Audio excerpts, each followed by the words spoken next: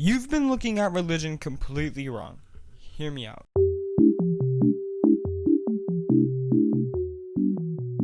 So when we go to look for a religion and try to find out our beliefs, we often characterize them with many proofs. These proofs are what we use to give our beliefs truth, and while I do agree with that, I do not agree with the notion that any religion, be it Christian, Islam, agnosticism, or atheism, could be 100% true, without doubt. And I think most people know that would be entirely ignorance to think that, but I think where we all often even get misled is that we only have to believe one of these things, and I actually think this is a huge mislead and misunderstanding of how religion works in reality with truth in general, because I think to say that one person would believe multiple of them is not really what I'm getting at. I think this is honestly because we only use one word to describe something that we believe to be true, but honestly I propose that we start something new.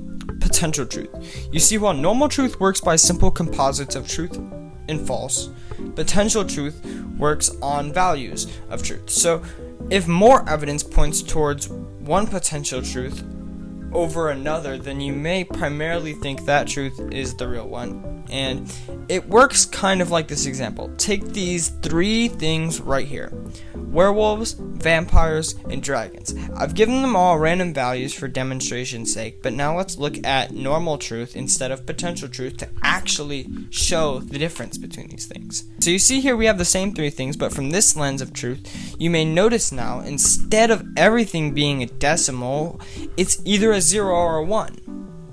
This is because the zeros and ones represent truth, right? So the decimals were representing a little bit of truth, right?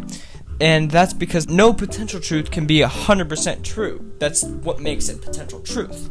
And once again, I'm not claiming that monsters exist. It's just an example. But if you did actually think I meant monsters were real, then that just shows why potential truth, being something we use to describe these sorts of things, is actually extremely useful. Because if it were not for my introduction, we would be stuck at using zeros and ones for religious truth instead of something like 0.5. Remember, and you should already get this, but I am going to say it again for those who don't.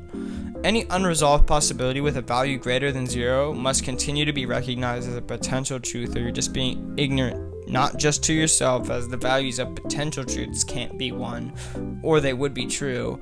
And then truth itself, once again, because beliefs are not facts.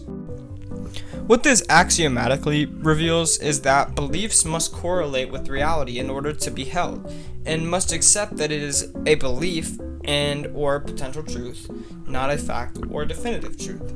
If you enjoyed this video or it helped you out at all, please consider leaving a comment below or just subscribing to the channel, as we are a small but growing army seeking to intellectualize the people of today. Bye!